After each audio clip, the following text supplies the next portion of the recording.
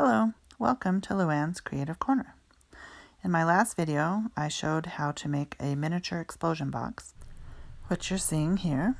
I run a craft program for kids, and the explosion box has been one of our most popular projects. We did them at Christmas and again at the 4th of July. I thought I'd show you some of the kids' projects, and that's what you're seeing here. The Christmas ones, where we had the trees in the center. There were two types of trees that the kids could choose from. A simpler type, but still very cute. It just requires two triangles of cardstock. And then the other tree requires just a tiny bit of origami. Today, I'm going to show how to make both types of trees.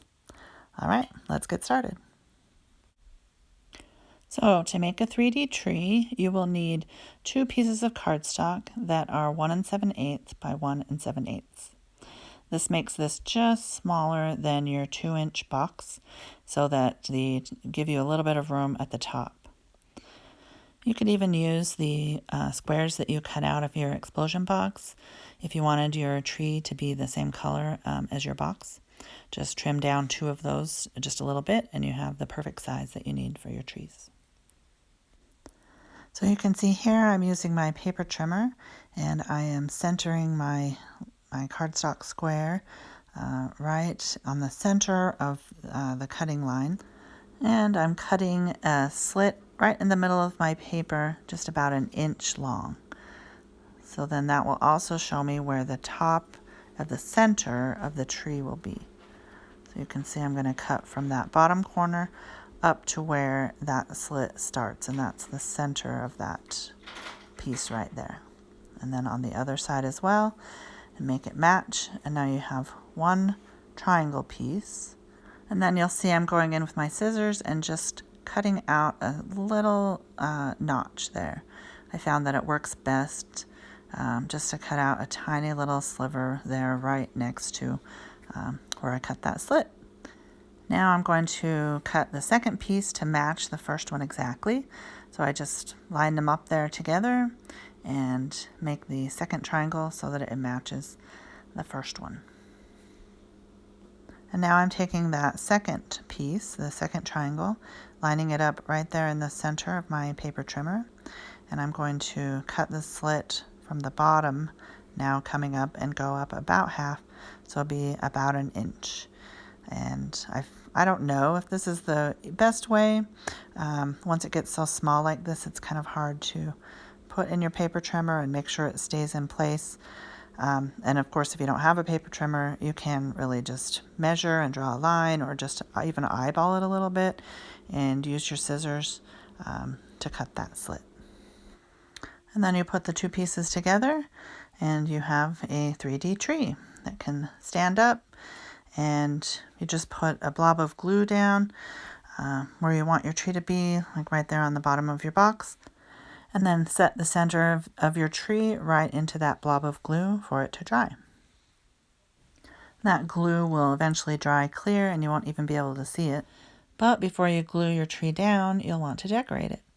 And you could even do it while it's flat before you've put your two pieces together. Use markers and stickers, shiny gel pens, anything that you have that can decorate your tree and be creative. We use the little star stickers to put on the top.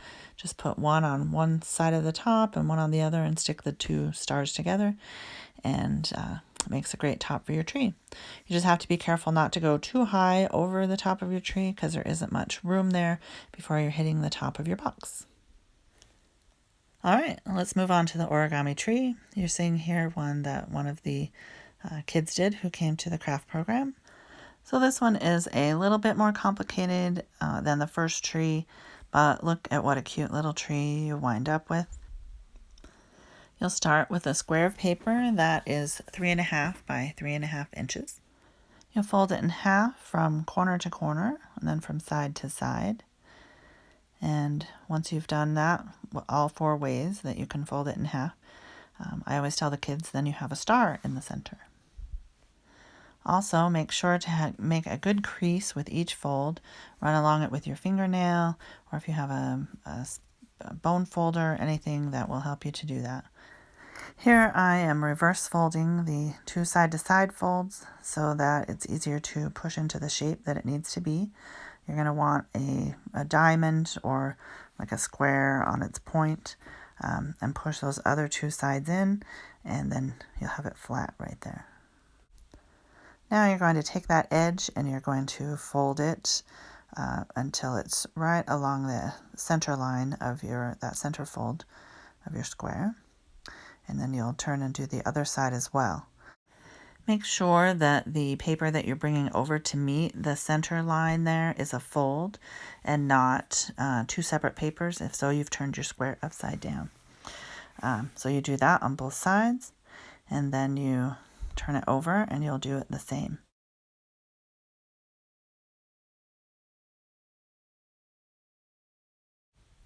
And now you should have a piece that looks like a little kite on both sides. And now we're going to do what's called a reverse fold. So those folds that you just barely did with folding that fold over then to the center, you're going to unfold that and then push in on that fold and reverse it. Make it go the other direction, and then it will go, it'll push in and go. It's hard to describe, but you can see what's happening there. And then you're going to do that on all four of those folds that you just did.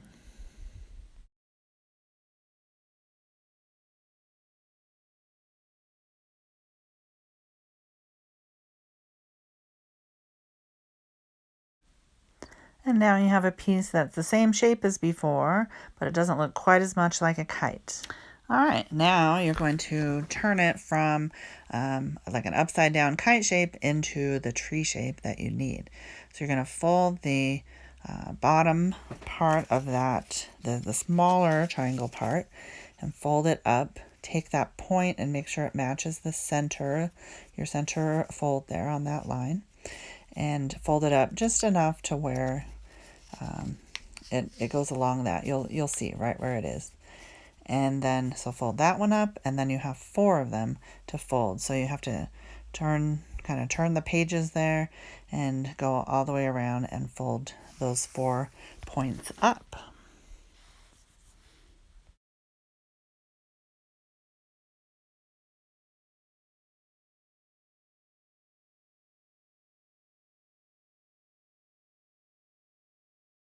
And now you have the tree shape that you need, but there's one last step as far as the folding. You're going to reverse fold the folds that you just did because you don't want those little triangles to be on the outside, you want them to be on the inside.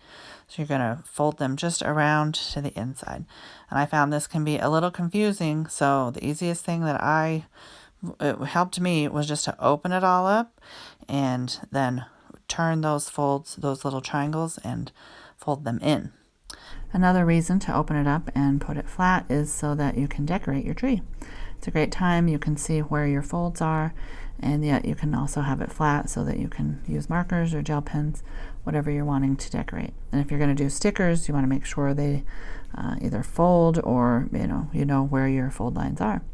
And then you just accordion fold it back into its tree shape. And now you're just going to squirt a little bit of glue down into the center of your tree so that it can be together. I've seen others who did that where they didn't, but I felt it all needed to be together so that it could sit nicely down in the box. But if you're just making a tree to display, you wouldn't even need to do this gluing step. So just a little bit of glue down in there and kind of get your tree into the shape that you want. At this point, you wish that you had more fingers, but just wait a little while. The glue, depending what glue you're using, some glue dries faster than others. And then squirt a little bit right there in the center and glue it down to the center of your box. So then you just hold it there for a little while, enough to where the glue can dry so that it will hold. You also want to test to make sure you have it right in the center, that the sides of your box don't interfere, that they can come up, and that your tree isn't in the way. I'd like to show you one last option for a 3D piece in the center of your explosion box. And for this you'll need 2 pieces of 2x2 cardstock. You could use the pieces that you cut out of your explosion box if you want it to be the same color. So you'll score on those two pieces at 3/8 of an inch, and then you'll just fold on those pieces there. If you don't have a scoreboard, you could just use a ruler and draw a line and fold there. Just make sure you have some good creases there and that your two pieces match up, because you're going to then glue them back to back. You can use wet glue, as I'm using here. Any type of glue. With the kids, we just had them use a glue stick, and it works out really well that way as well. So make sure those are glued together, and then you will, on those folded pieces, glue those down to the center of your box. And just check to make sure that they don't interfere with the box sides being able to come up. And then that's all. You can decorate that in any way that you'd like. You can use stickers or markers, gel pens, small die cut pieces, pieces of pattern paper, anything that you'd like to use to decorate. We did these at the 4th of July, and I'll show you here some of the kids' projects and the things that they use to decorate their pieces. So this method can be used for celebrations, holidays, really any reason that you have for making your explosion box. I really like this method. It's very simple and yet very versatile as well. But I think the tree could be used for other holidays as well. A Valentine tree with heart decorations, little heart stickers would be a very cute gift for someone too at Valentine's Day. So there you have 3 options for a 3D piece in the center of a miniature explosion box. Here's the box I made with an origami tree in the center. If you haven't seen my previous video on how to make an explosion box, I'll link to that here.